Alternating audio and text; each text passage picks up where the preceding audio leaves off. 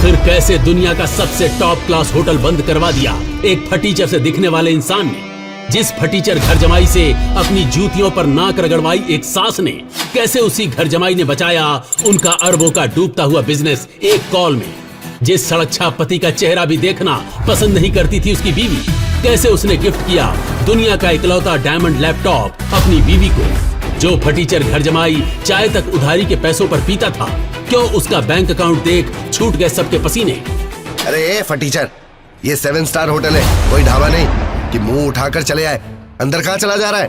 भाई साहब मेरा यकीन कीजिए, अंदर मेरी मीटिंग है आधे घंटे में। तेरे कपड़े फटे हुए, चप्पल में छेद हो रखा है और तू कह रहा है कि आधे घंटे में तेरी मीटिंग है यहाँ। अरे कभी सपने में भी देखा है ऐसा आलीशान होटल? झूठ बोले जा रहा है, चल भाग यहाँ से। मेरे यकीन करो, मेरा अंदर जाना बहुत जरूरी है। मेरी रूम की भी मेरे मैनेजर के पास है अंदर। अबे चल जा यहाँ से, वरना मार मार के मोर बना दूंगा, समझा? शिवम 7 स्टार होटल के अंदर घुसने के लिए एड़ी तक का जोर लगा चुका था, मगर उसके हुलिये को देखकर वहां मौजूद सिक्योरिटी गार्ड ने उसे अंदर घुसने नहीं दिया। तभी शिवम की पत्नी दृष्टि, जो शहर के सबसे अमीर खानदान से बिलोंग करती थी, शिवम और दृष्टि सिर्फ नाम के पति पत्नी थे, क्योंकि उनकी शादी दृष्टि के दादाजी ने जबरदस्ती करवाई थी, जिसके बाद शिवम इनके घर में एक नौकर और घर जमाई बनकर रहने लगा। दृष्टि मेरा अर्जेंट अंदर जाना बहुत जरूरी है। मेरा रूम भी बुक है, बस तुम मेरी एंट्री करवा दो इन्हें बोलकर, क्योंकि ये मुझे अंदर नहीं जाने दे रहे। शिवम दृष्टि से गिड़गिड़ाते हुए रिक्वेस्ट करने लगा, मानो जैसे उसे बहुत बड़ी इमरजेंसी हो और उस होटल में जाना उसके लिए वाकई बहुत जरूरी हो। पर शिवम, जो एक छोले कुलचे बेचने वाला मामूली सा लड़का है, अनाथ है, उसका इस होटल में क्या काम। तभी दृष्टि के साथ आया उसका बिजनेस पार्टनर अंगद दृष्टि से कहता है, दृष्टि, ये कौन गरीब बदतमीज आदमी है? अरे इसे 50 रुपए दो और भगाओ यहाँ से। ये मिस्टर, तमीज से, मैं कोई 11 आदमी नहीं बल्कि दृष्टि का हस्बैंड हूँ। शिवम की ये बात सुनकर दृष्टि के साथ खड़े अंगद के होश उड़ गए। उसे क्या, बल्कि पूरे शहर को जरा भी अंदाजा नहीं था कि दृष्टि शादीशुदा है। तभी अंगद ने दृष्टि को देखा और पूछा, ये क्या कह रहा है दृष्टि? ये तुम्हारा पति है? अंगद का ये सवाल सुनते ही दृष्टि कुछ सेकंड के लिए ब्लैंक हो गई, लेकिन फिर उसने बड़ी हिम्मत करके कहा, क्या अंगद, तुम्हें सच में लगता है ये गरीब भिखारी मेरा हस्बैंड होगा? ये तो कोई चंदा मांगने वाला सड़क छाप आदमी है, मेरा पति नहीं। इतना सुनते ही शिवम को जोर का धक्का लगा, उसका दिल पिघल गया था। वो कुछ कहने ही वाला था कि अंगद बड़ी बदतमीजी के साथ शिवम पर चिल्ला दिया, इससे पहले कि मैं तुझे मार मार कर यहाँ से भगाऊं, अपने आप यहाँ से चला जा, समझा? शिवम अपनी किस्मत पर अंदर ही अंदर रोने लगा। वो वहाँ से निकलने ही वाला था कि तभी अचानक कार होटल के बाहर आकर रुकती है, जिसमें से शहर के बड़े बिजनेसमैन नितिन रायजादा निकलते हैं और उनकी नजर सीधे शिवम पर पड़ती है और वो शिवम को देखते ही उसकी ओर दौड़े चले जाते हैं। मिस्टर शिवम, आप? सर, आपने मुझे पहचाना नहीं? मिस्टर रायजादा को कौन नहीं जानता था। दृष्टि उन्हें देखते ही पहचान गई थी, पर उन्हें शिवम से बात करता देख दृष्टि और अंगद दोनों के होश उड़ गए। दृष्टि, ये मिस्टर रायजादा जैसा बड़ा आदमी शिवम से क्या बात कर रहा है और वो इसे जानता कैसे है? वही तो मुझे भी समझ नहीं आ रहा है। 5000 करोड़ की कंपनी के मालिक को कैसे जानता है? जरूर ये मिस्टर रायजादा का ड्राइवर होगा। काफी देर बात करने के बाद शिवम मिस्टर रायजादा से कुछ इशारे में कहता है और मिस्टर रायजादा तुरंत किसी को कॉल लगाते हैं और शिवम की उस 7 स्टार होटल में एंट्री करवा देते हैं। वो देखो, इस भिखमंगे ने मिस्टर रायजादा से भीख मांगकर होटल में एंट्री ले ली है। पता नहीं अंदर जाकर क्या करेगा। तभी दृष्टि भागते हुए मिस्टर रायजादा के पास जाकर पूछने लगी, हेलो मिस्टर रायजादा, मैं नारायण ग्रुप ज्वेलर्स की CEO हूँ। बुरा ना माने तो मैं पूछ सकती हूँ, क्या आप उस भिखारी को कैसे जानते हैं जो अभी अभी आपके पास खड़ा था? भिखारी? You mean mister Shivam? Are you kidding? आप मिस्टर शिवम को भिखारी कह रही हैं? मैडम, लगता है आप मार्केट में काफी नई हैं, वरना ऐसे सवाल नहीं पूछती। अच्छा, मैं चलता हूँ। इतना कहकर मिस्टर रायजादा वहाँ से चले जाते हैं और दृष्टि सोच में पड़ जाती है कि आखिर ये मिस्टर रायजादा ने क्या कहा। और दूसरी ओर शिवम तेजी से होटल के अंदर भाग रहा होता है कि उसे वहाँ उसका मैनेजर खड़ा दिख जाता है, जो शिवम से मिलकर कहता है, शिवम सर, हेलो, और ये रहा आपका ब्लैक टक्सिडो सूट। आज की मीटिंग के लिए आप कॉरिडोर से अपने रूम में चले जाइए, क्योंकि आपके पास ज्यादा टाइम नहीं है, गेस्ट आ गए हैं।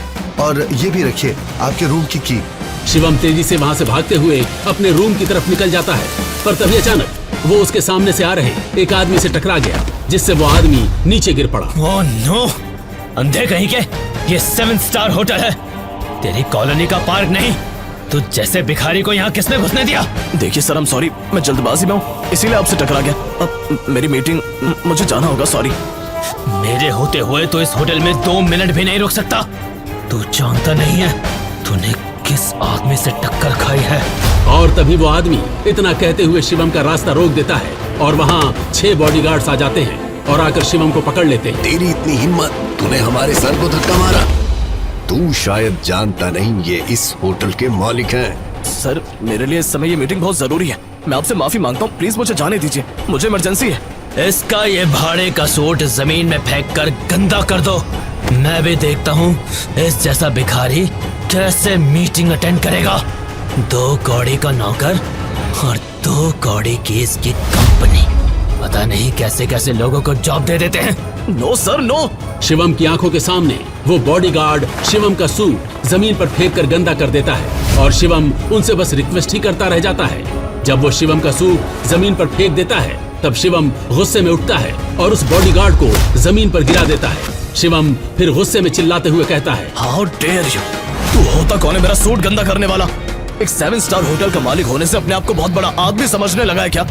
अब देख, अगले 10 मिनट में तेरी बर्बादी शुरू होगी। शिवम के इतना कहते ही वहाँ खड़े लोग और बॉडीगार्ड शिवम पर जोर जोर से हंसने लगे। तभी उस होटल के मालिक ने शिवम की बेइज्जती करते हुए कहा, तुझ में अकड़ बहुत है, मैं यहीं खड़ा हूँ, चल दिखा क्या कर सकता है तू।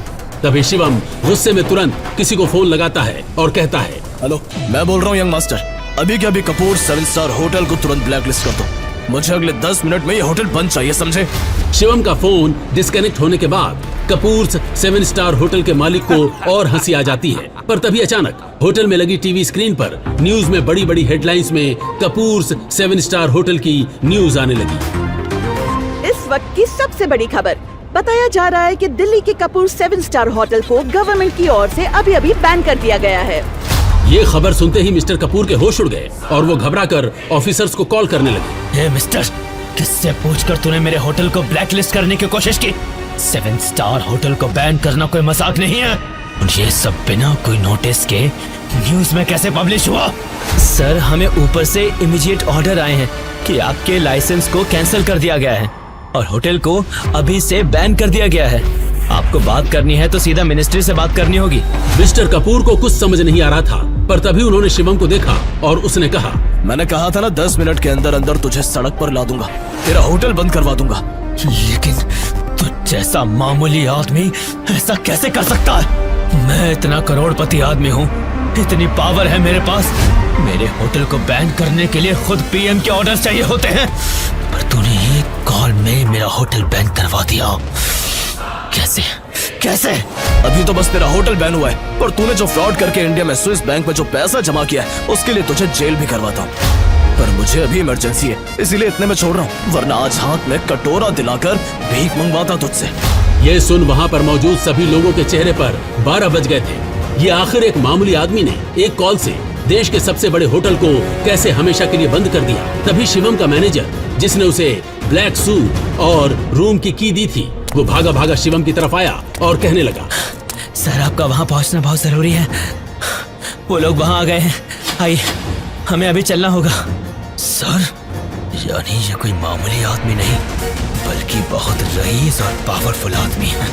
सुनो, तुम्हारा नाम क्या है? शिवम वहाँ से निकलने ही वाला होता है, पर मिस्टर कपूर की बात सुनकर वो रुक गया और उसने घूरकर मिस्टर कपूर को अपना नाम बताया। और ये नाम सुनते ही वहाँ पर खड़े सभी लोगों के माथे पर पसीना आ जाता है और मिस्टर कपूर तो शिवम के पैरों पर गिर जाता है। सर, आप मुझे माफ कर दीजिए सर, मुझे माफ कर दीजिए। मुझे जरा भी पता होता तो मैं आपके लिए खुद होटल रिजर्व करवा देता। सर प्लीज मुझे माफ कर दीजिए, आइंदा ऐसी गलती नहीं होगी। डोंट वरी, जब होटल ही नहीं रहेगा तो गलती भी नहीं होगी, हटो अब। शिवम इतना कहकर अपने रूम की तरफ भागा और जाकर उसमें बैठ गया, पर तभी उसके पास यूएस से कॉल आई। शिवम सर, अब आपको उन लोगों से मिलने की कोई जरूरत नहीं है, हमें डोनर मिल गया है। बड़े साहब अब खतरे से बाहर हैं और हम उन्हें लेकर कल इंडिया ही आ जाएंगे। ओह थैंक गॉड, मैं तो डर ही गया था। आखिर कौन थे वो बड़े साहब? क्या रिश्ता था शिवम का उनसे? आखिर क्या है शिवम की असलियत? आखिर शिवम क्यों इतना बड़ा आदमी होकर जीता था भिखारी वाली जिंदगी? आखिर क्या है शिवम का पूरा नाम? क्या होगा जब दृष्टि को पता चलेगी शिवम की सच्चाई? क्या दृष्टि और शिवम के रिश्ते कभी सुधर पाएंगे? आगे की कहानी जानने के लिए देखिए अगला एपिसोड सिर्फ पॉकेट एफएम के यूट्यूब चैनल पर और शिवम द हिडन वॉरियर के सारे एपिसोड्स को सुनने के लिए डिस्क्रिप्शन में दी लिंक से डाउनलोड करें पॉकेट एफएम ऐप।